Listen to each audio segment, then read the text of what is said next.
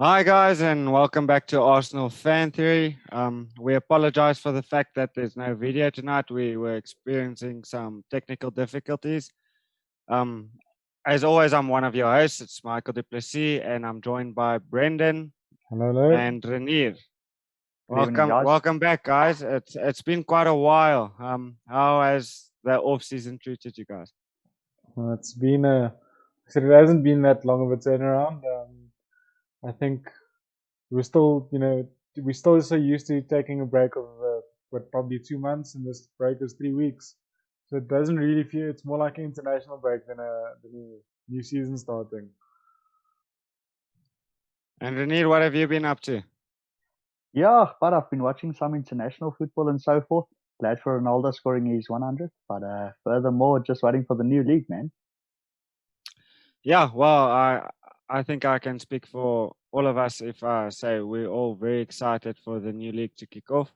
Um, well, we're obviously missing Dean tonight. I like to call him our local expert, because of his CAF B that he has. You know, it's just one short of a professional coach. But we'll definitely make do without him. But okay, let's jump right into it. Obviously, this is Arsenal fan theory, so we'll start with Arsenal versus Fulham on the opening day. What are your thoughts on the game, Bren? And obviously, like Renier already mentioned, we're all pretty excited for the games just to kick off. Even though it was a short break, but I think it's a it's a very nice fixture to start off the season with. I think it's a newly really promoted team. Sorry, and we've got a good record against Fulham. I think even Emery beat them 4-2, so it's always looking good on that side. Fulham haven't been that active in the transfer market, but I did see, if I'm correct, they just signed Areola from PSG, the keeper. That might be a good addition for them. But on the other hand, they don't have their player of the season the last time they were in the Premier League because Chambers is still with Arsenal this year. So it's a big gap in their midfield. Yeah, I think it's one to watch. I think it's the one we definitely should win, especially now that the team is settled under Arteta. So I'm gonna go for a 3-1 result to the Arsenal. Yeah, well, speaking for myself, I'm also very excited. Last time Fulham were in the Premier League, it seemed like Arsenal really enjoyed playing against them. You know, we weren't on the best of form. We weren't playing our best football, but every time, well, both times we played Fulham in the last season in the Premier League, it went really well. And I agree with you, Bren. I think Arsenal are looking on the up this season. And obviously, it's very early to speak because we haven't seen the new guys coming in yet. We have very high hopes for our defense for the first time in freaking plenty of years. But yeah, we'll see how it goes. Renier, from your Spurs point of view, what do you expect from the Fulham Arsenal game? Yeah, to be honest, I think Arsenal should take it quite comfortably. Fulham do have a great coach at the stage. I think Scott Parker's been immense for them in the championship. And, it's going to be an interesting Premier League for them. I don't think they'll necessarily be quite a challenge for mid-table or so forth, but they should stay out of, relegation zone and so. I hope for their part they do. But I would go for an Arsenal 3-1 with Bren as well. I think with the team actually, starting to settle under Arteta and the type of games that they played towards the end of the season, and it's not that long ago, was actually very hopeful for Arsenal's point of view. So I think they'll be good. Yeah, the only interesting thing is I think we've got a good team, and I think Arteta is obviously forming the team quite well. It's just the lockdown regulations and the players that had to quarantine. There was a lot of players like Lacazette, I think William, Pepe, all of them came back quite late.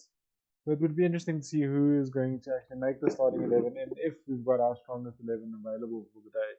Because I definitely know, or it seems like our two young not record signings, but our two new centre back signings. So it doesn't look like they're going to start, but yeah, we'll have to wait and see. Yeah, well, let me just jump in quickly. Renier, I have to disagree with you about Fulham beating the drop. To be honest, they might, I just got the news now from Bren because I was quite busy today.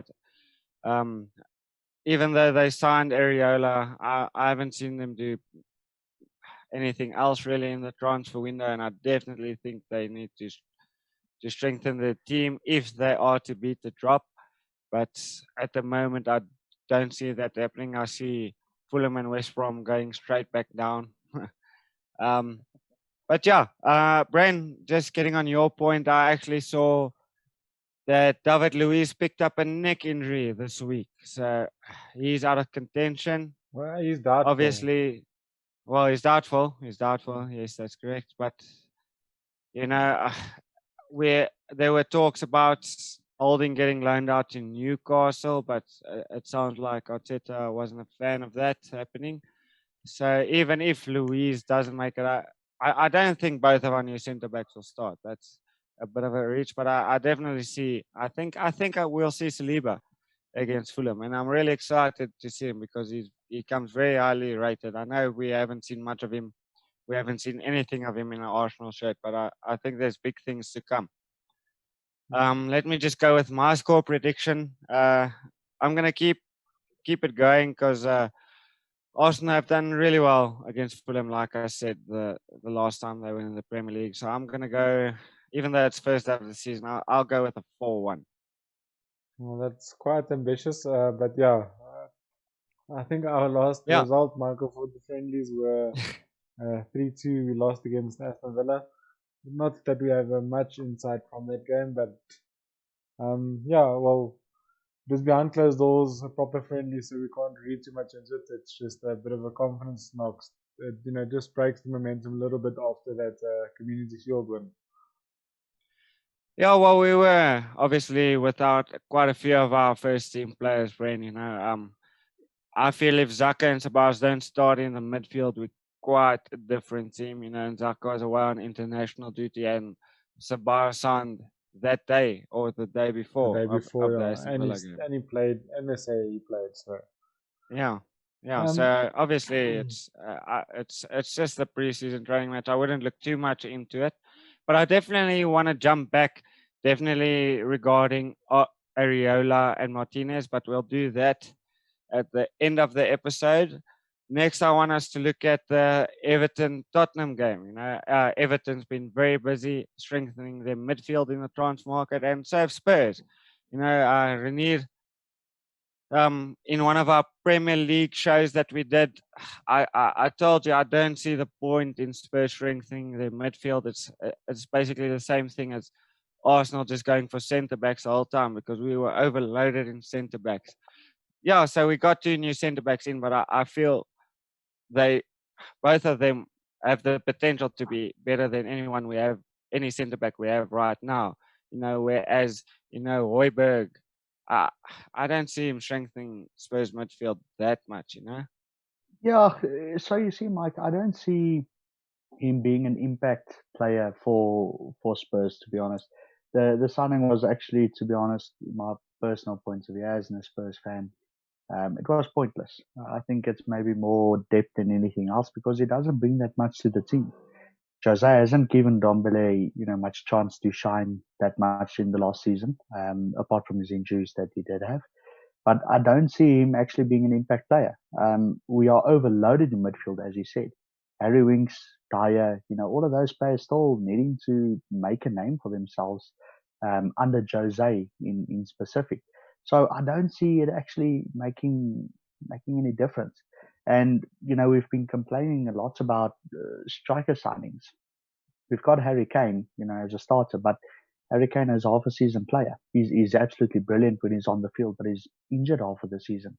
And, trying to make Lucas or Son a backup striker, it just disrupts the whole team. So I think they're investing in the wrong type of positions. Reinier, sorry, just to jump in, it's a bit of my fault because we're going to look at transfers at the end of the episode, and I kind of led you in that direction. But I'm looking. Well, what I want to hear from you is what you expect from the Everton Tottenham game this weekend. I honestly see a 2-2 draw.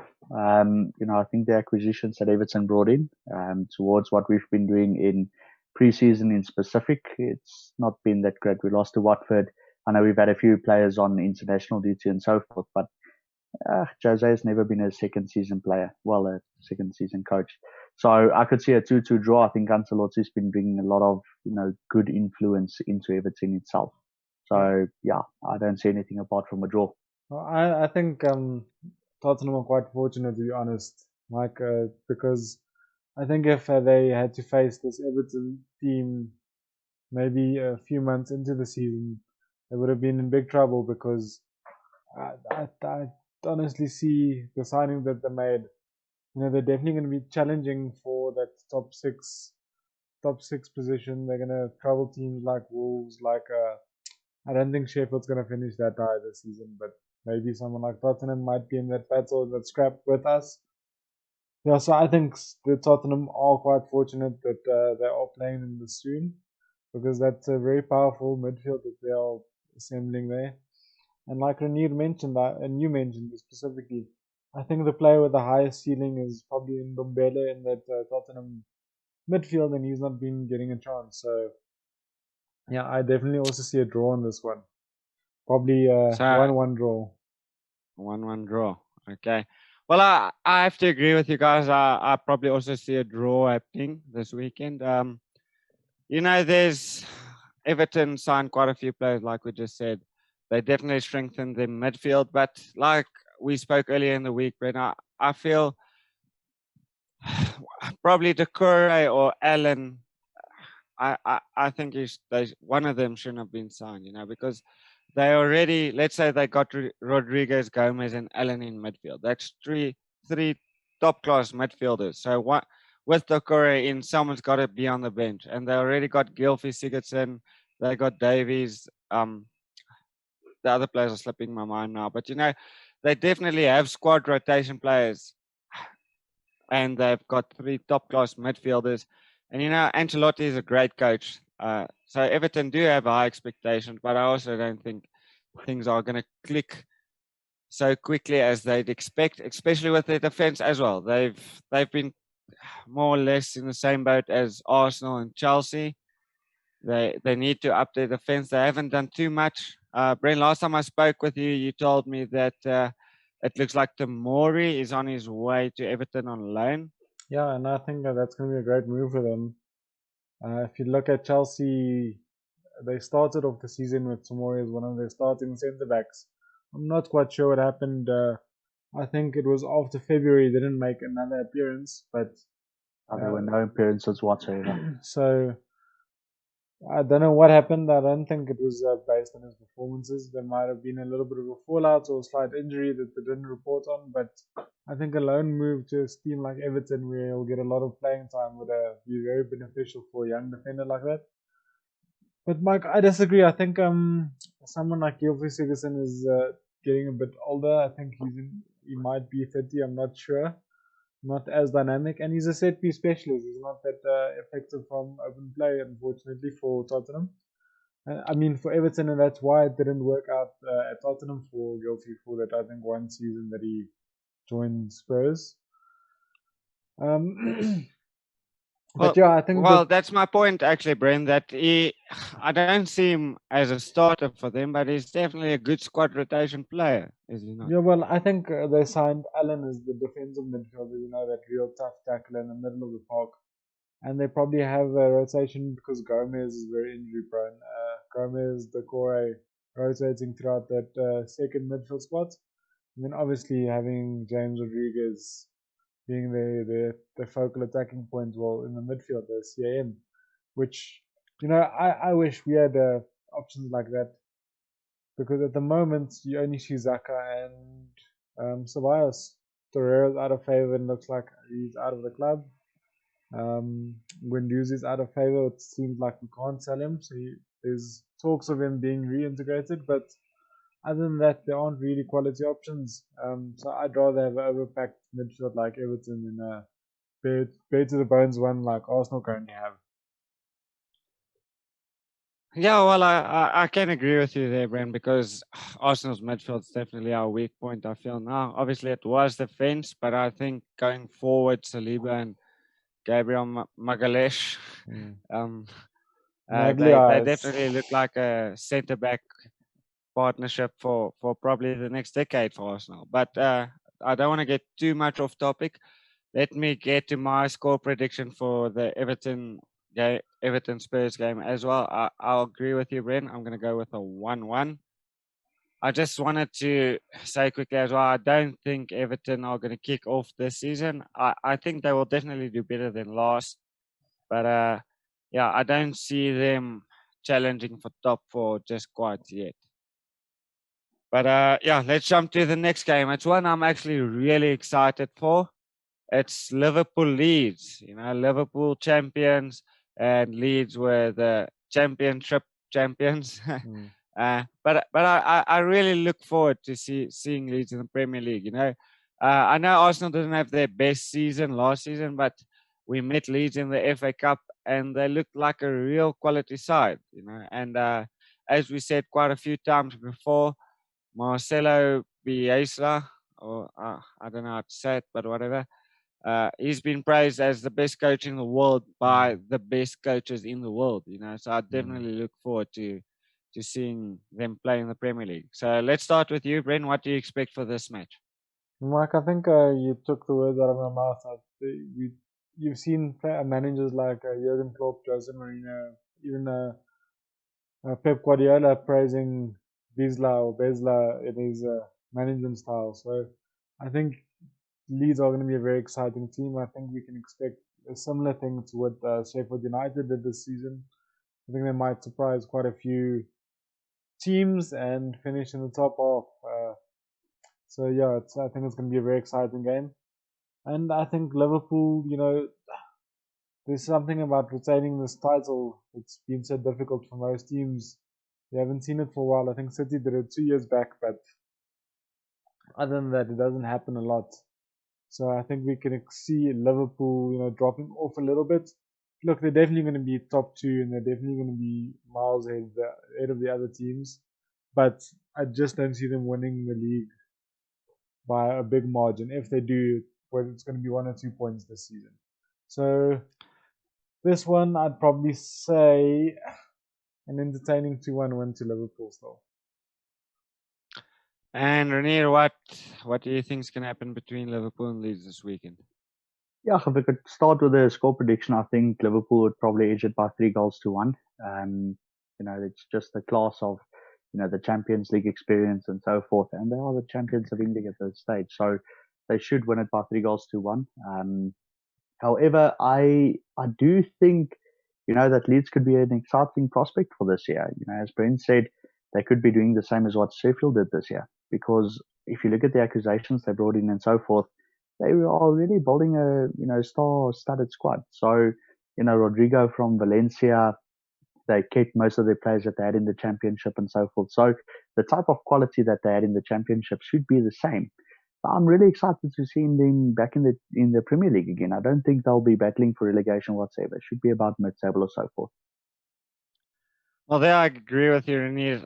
As you noticed earlier in the episode, I said I think Fulham and West Brom is going to go straight back down the drop. But I expect Leeds to have a good season, probably end up mid-table there, anywhere between 8 to 12. But yeah, I think they've made some good signings. Obviously it's going to be a whole different challenge playing in the Premier League for Rodrigo. They've got Calvin Phillips that just made his England debut. He's very highly rated. They just signed. Well, no, that's Fulham. Sorry. Sorry. But yeah, I'm gonna disagree with you guys a bit. From Liverpool's perspective, I think they do need to make a signing. Obviously they've got one of the best starting 11s in the league. But I think it's quite clear that what Liverpool needs to do, Barca wants Wijnaldum, or Ronald Koeman wants Wijnaldum at Barca, and I'd go out and get Thiago from Bayern, because I think he'll definitely upgrade their team. I don't think Liverpool's going to spend too much, and it might sound weird, but I think just Thiago in the midfield might be a big change for their side, and if they don't make any signings, I definitely don't see Liverpool winning the league this season. Just I agree with you on that, Mike. Because if you keep in mind that the moment a team gets too comfortable in the starting positions they're in, they tend to, I would almost say, dismantle in the season coming. I mean, it happened with Man City previously, in this year's Premier League that we saw. Not too many acquisitions and so forth, and it happened. I don't think that if Liverpool don't make a signing this year, while in this transfer market, I don't actually see them winning the Premier League. No, I definitely don't. I think it's going to be a close one. I think it's going to be probably 3 teams in a race. It's going to be Liverpool, City, but I think it's probably anyone's pick who's going to be the third team. I know it's Arsenal fan 3, but it's not going to be Arsenal. No, I think we'll fight for top 4, but we'll probably finish 5th. If we have to be dead honest. I think you're Chelsea, Man United, especially if United get Sancho as well. I think they'll just stay that step ahead of us. Yeah, well, if United don't get Sancho, Bren, I see us actually getting fourth spot above Chelsea and United. United started playing well, but it's actually quite difficult to judge because they got 24 penalties last season. If they get it again this season, we gotta start a petition against the Premier League refs or something. I don't know what happened. That's one way of saying it. I'm gonna go with a surprise prediction for Liverpool Leeds. I really want to say 2-2, but I got a feeling it's going to be a 1-1 draw. Well, let's hope there aren't as many draws in the opening weekend. It might be a bit of a dull comeback. But yeah, a 1-1 draw can be much more entertaining than a 3-0 victory. So let's see what happens. Yeah, well, there's definitely a lot to look forward to for the Premier League this season. I think it's going to be more exciting than last season. Obviously, with freaking coronavirus still going on, it's difficult to predict what's going to happen for the next year going forward. But obviously, we'll take it every step of the way. I think.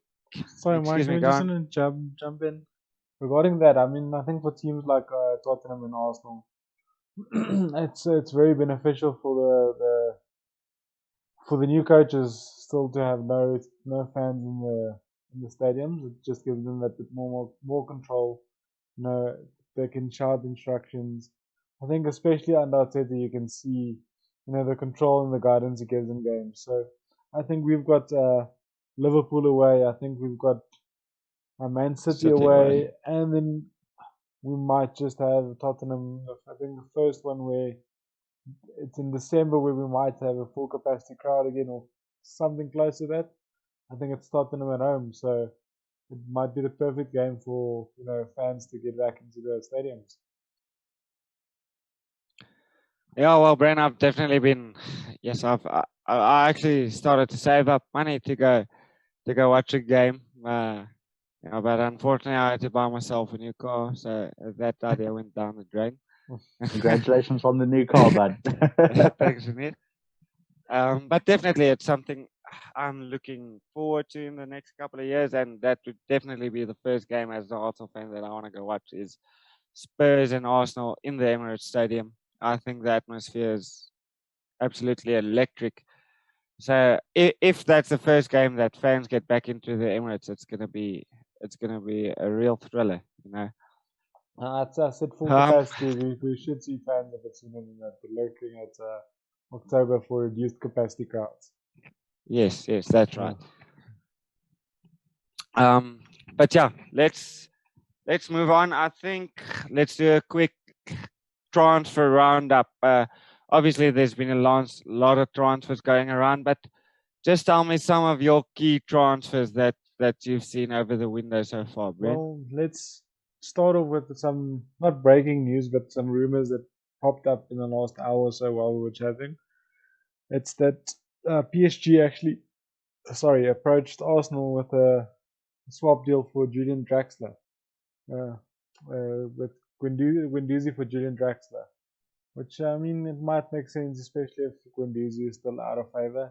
Might be that attacking threat or that attacking link that we've been missing, but I still think there are better players out there that we can target. Key transfers.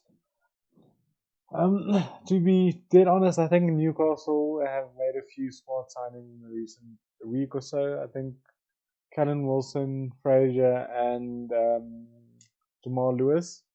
I think on what's the left back they signed from Jamal Lewis, Norwich? yeah. Lewis, yeah. I think it's very smart acquisitions, all Premier League proven. I think if I was a Tottenham supporter, I would have wanted to see Wilson or even Ollie Watkins that Aston Villa just signed today at Tottenham, because that would be very good competition for someone like Harry Kane. And I don't see where Tottenham are going to get that type of, plan B striker that is proven in the Premier League. Another, you can't not look at Chelsea. I think Chelsea have moved very swiftly in the market. The only thing I just don't see where everyone's going to play. They've got Pulisic already. They've got Mason Mount. That was probably one of their best players last season. Now they've signed 3 more players to throw in the mix, and I don't really see an out-and-out striker out of the 3. So, are they going to go with Tammy Abraham for the whole season, which Giroud managed to get out of the team and at the end of the season? I don't know. So the squad just looks, it's a very strong, very talented squad. Let's not lie. I think they're probably the 3rd best squad in England at the moment. It just doesn't feel very well balanced. I think there are a few elements missing in that squad. But yeah, I'm quite excited to see Timo Werner in the Premier League, to see what he can do. I think it's a youngster that a lot of Premier League teams would have wanted at their club. So biggest signing probably for me would be that Timo Werner. And from Arsenal's perspective, there's only one. Willian is going to be a pretty decent signing for one season, but I think the only exciting one we can get excited about is Gabriel. Well, we can obviously get excited about Sabas if we can manage to get him on a permanent eventually. Yeah, but well, that's a long way off.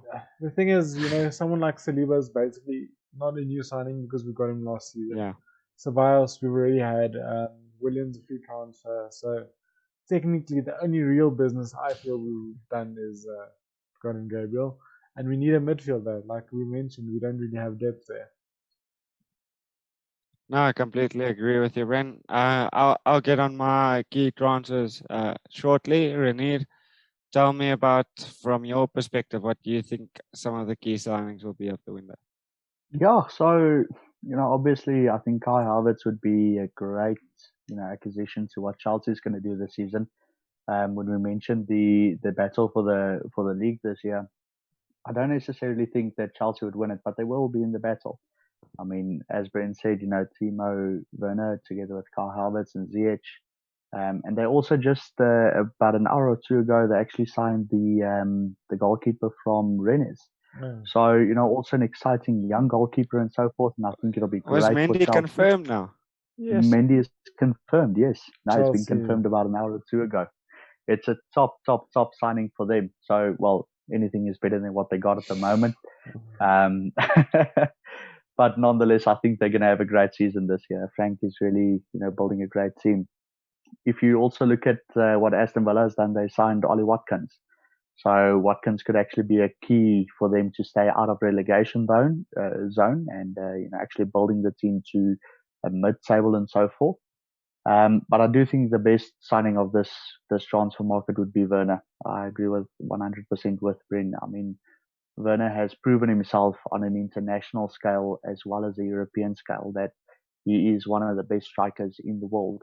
So that would definitely be a great acquisition there. Well, obviously it's difficult to argue that Chelsea didn't do good business in the transfer window. But I think I'm one of the minority that thinks that Chelsea aren't going to do as well this season as they expect. Obviously they've signed some big players, in Havertz, Ziyech, Werner, Silva, as you just said, Mendy, and a few more players. But the Premier League has proven very difficult to adapt to for a lot of players. And it's not just one new guy coming in to have to adapt. It's a bunch of new players that has to come in and learn to play with one another and adapt to the league, the high intensity, the quick pace, the physicality. So really, to be honest, I don't see Chelsea getting in the top four this season. I expect them to have a great season next season. But I'm also gonna go for a prediction, a very very early prediction. I don't think Chelsea are gonna do as well as they want to, and I think Frank's gonna get the boot at the end of the season. It's a big That's quite a call. bold acquisition, eh? Very Yo. very big call. I know it, but that's just how I feel. Especially with they tried to bring in Thiago Silva to sort out their defense. But he's obviously a big player. He's known right across the world. He's been known as one of the best defenders in the last decade. But he's already 35. And like I just mentioned, the Premier League has proven very difficult to adapt to for a lot of players. And I think a player of his age, I think Chelsea and himself and the fans are all going to be quite surprised at how difficult he finds it in the Premier League. Obviously, I can be wrong and I can get a lot of trouble for saying all of this that I've just been saying, but I'll put money that's on just that. my opinion. So for my big chances are definitely has to be Ollie Watkins going to Villa. I think one thing that Villa was really short of was a striker, and how Watkins performed in the Championship last season, I think proved that he can be a big player for them because even the Championship can prove to be a bit more intense than the Premier League, or so I've heard. I haven't played in either two, so I It can't is say a anything. big difference, yes. No, definitely. So yeah, I definitely think Ollie Watkins is going to be a big signing. From an Arsenal perspective, I don't know if Gabriel is going to make such a big difference this season either, even Saliba. I think William might actually make a difference this season, but like Bren said, going forward, it's not going to be too much. So yeah, I think the key transfers for me must be probably Callum Wilson going to Newcastle and Ollie Watkins to Villa so far. I expect a much bigger season from Villa, which is good, because hopefully next season Arsenal can go back for Mr. Jack Grealish. but yeah, I also wanted to bring up Areola and Martinez, because there's been a lot of rumors linking Martinez away from Arsenal, actually to Villa. Last report I read was a $20 million, I think, not pounds. So it's around 15 to 17 million pounds, something like that. Which is good money, obviously, but I don't want to see Martinez leave. I saw there were also reports saying that Areola was offered to Arsenal on loan. So I would have actually been okay selling Martinez if we got Areola as a backup for Leno, but hopefully he stays now. And it's actually going to be quite interesting to see what Areola does for Fulham this season. On transfers, I wanted to know from you guys, if your club, like Arsenal and New Tottenham, could only make one more signing this season or this transfer window, who would it be and why? Amir? Yeah, honestly, I think that Tottenham did miss out. I think Callum Wilson would have been the perfect signing as a backup striker for Harry Kane. That is the one signing that we do need. As we said, everyone knows that the depth in Tottenham squad for a striker is limited, very, very limited. So, I think Callum Wilson would have been done great, but he wants to be a number one striker. He's going to be the number 9 at Newcastle, and honestly, I do think that'll be the perfect signing that Tottenham would need at this stage. Yeah, it's interesting. I agree with you. I think a backup striker is obviously, but it's always been Tottenham's problem. I think it's been a problem for more than 5-6 seasons ever since Harry Kane took the limelight. But I also just look at Tottenham's defense. They're losing with the loss to Tongan. I'm not sure, is Alderweireld there for the season or is also gone? No, he's still there for the season, but I don't see him staying for longer than a season. So the depth Then in centre backs even worse. yeah, I think you've got Davies and Dyer and maybe one other young lad I might not remember, but not much experience in the back there. Talking about other clubs and Arsenal signing a lot of centre backs. Yes, we might have inexperienced centre backs, but there's definitely strength and depth with Arsenal. Mike, who would you sign Well, for Brent, Arsenal?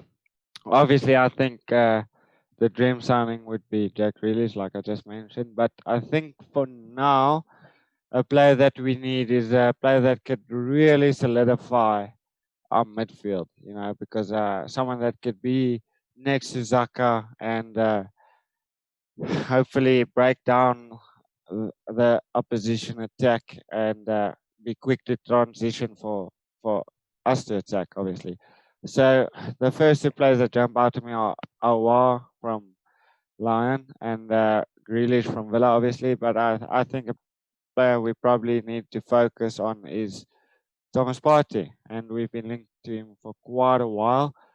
Actually, I would have actually wanted Decore for Arsenal as well. I think he would have done really well for us. I think he's a really big, strong player. He does well as a box-to-box midfielder. So I think he would have fit into Arteta's system quite well, but obviously just went to Everton. So I'll probably go for Partey. What's your Um, opinion, Brett? that's interesting. I think Decoy would have been a decent shot if Arteta is looking for a Partey type of player. I think he's much more affordable, not as risky. I don't know. I haven't seen enough of Partey to tell you that he's the defensive type because he's not a defensive midfielder. He's also a bit more box to box than he is like a proper CDM. So I honestly don't see.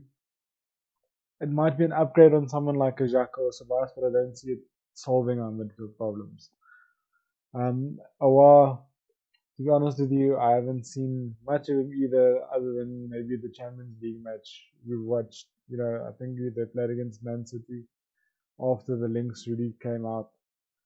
So, but someone that I think would immediately transform this Arsenal side, and that is gettable. It's just that he might not want to join us because we finished 8th last season. Is Thiago Alcantara from Bayern Munich? He wants to leave Bayern. They're open to selling him for something like 35 million. Yes, he is 29, but it's a world class signing that would change any team in the Premier League. It would, like you mentioned earlier, it would upgrade Liverpool's midfield. So imagine what it would do to our midfield.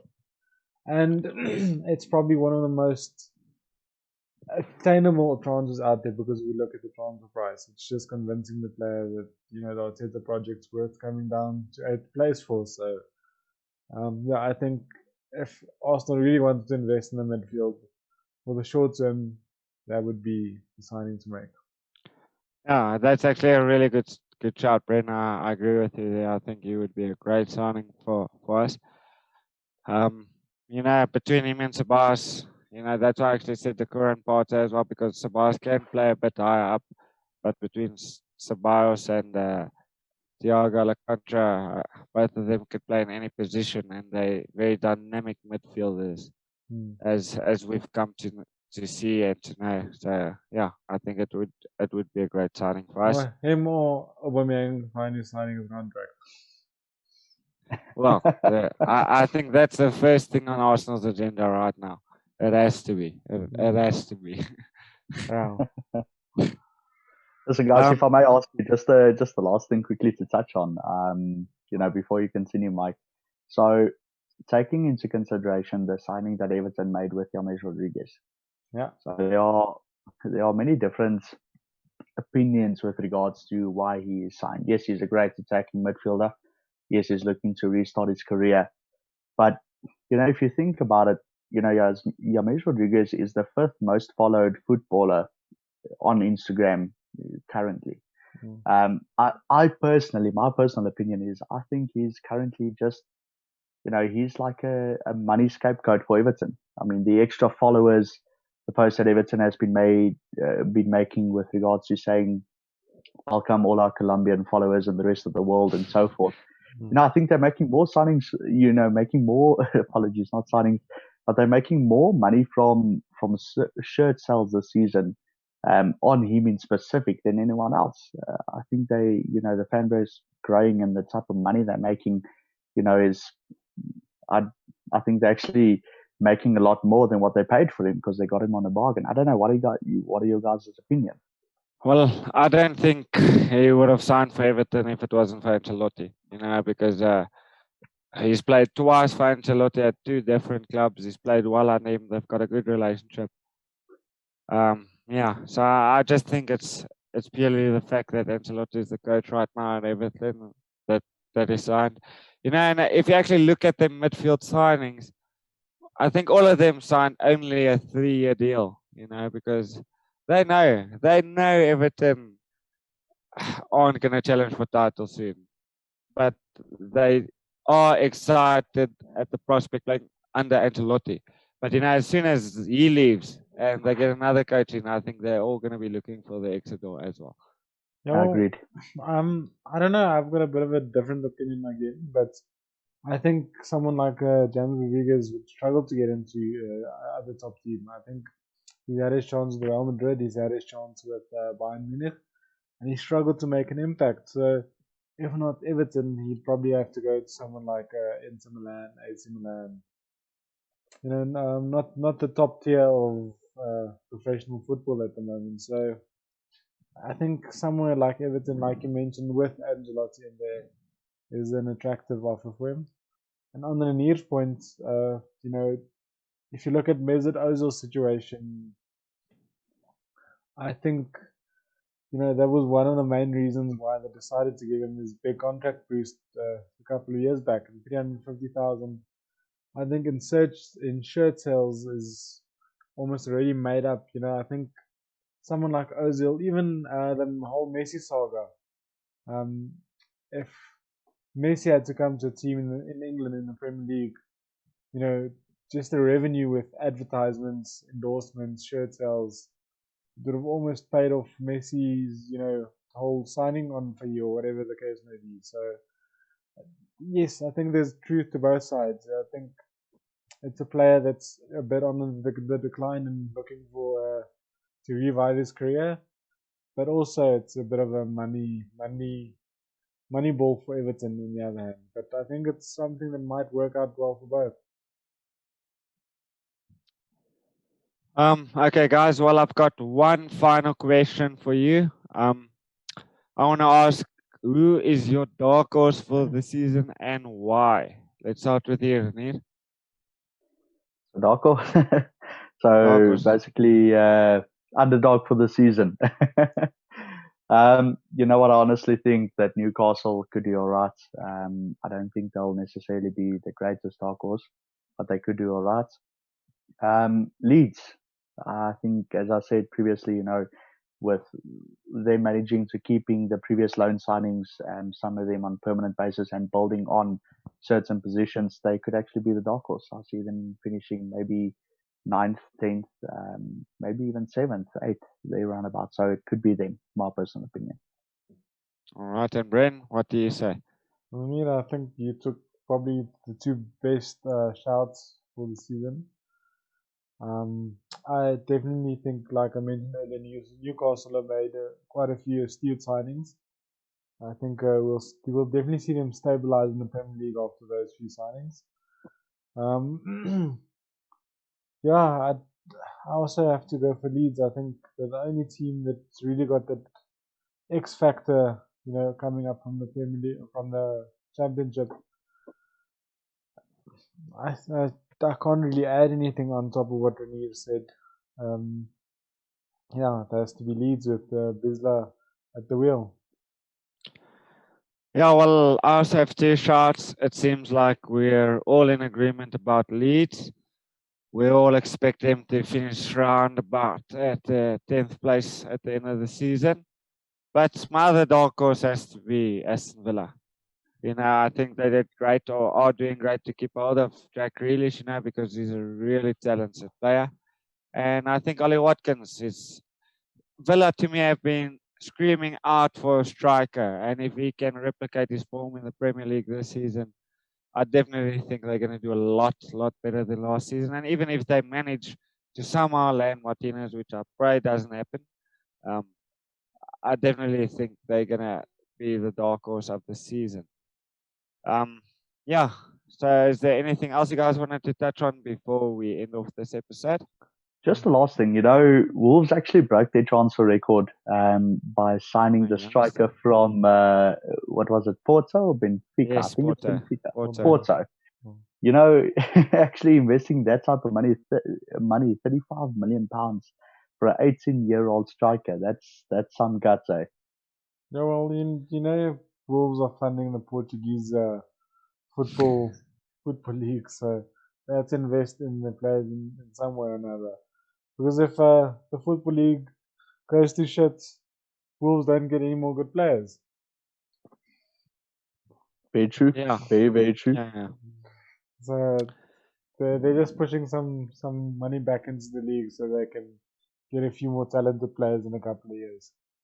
And I think Jimenez is 30 or turning 30, and that Fabio Silva that they just signed is 18 years old. So they're obviously looking towards the future. And obviously Jimenez is probably going to be a big target over the next year or so for a lot of clubs. So I just think it's a bit of smart business. They could have obviously strengthened the team for the short term, but I think that looks like they're planning long term, obviously. Yeah. No, much agreed on. Yeah. All right. So anything else, guys? Man, it's 3 days to kick off. We can't wait. Well, definitely not. So let me just say once again, thank you guys for listening, not watching today. Please remember to subscribe to our podcast. It's obviously Arsenal Fan Theory. We've got an Instagram page as well. It's also Arsenal Fan Theory. We've got Facebook page. It's also Arsenal Fan Theory. And then on Twitter, we're at Theory Arsenal. Then once again, we apologize for not having video tonight, and as well as not doing as much episodes as we wanted to over lockdown or over the off season. I think I can speak for all three of us that life gave us a little bit of a right uppercut, and we all got a lot busier than we wanted to. But we'll definitely come back full swing in the new season. We'll make time even if we don't have time. But once again, thanks as always, and thank you, Bren and Reinier, for joining me. Awesome. Thanks, Mark. Appreciate it, guys. All right. See you guys next time. Cheers. Cheers. Bye.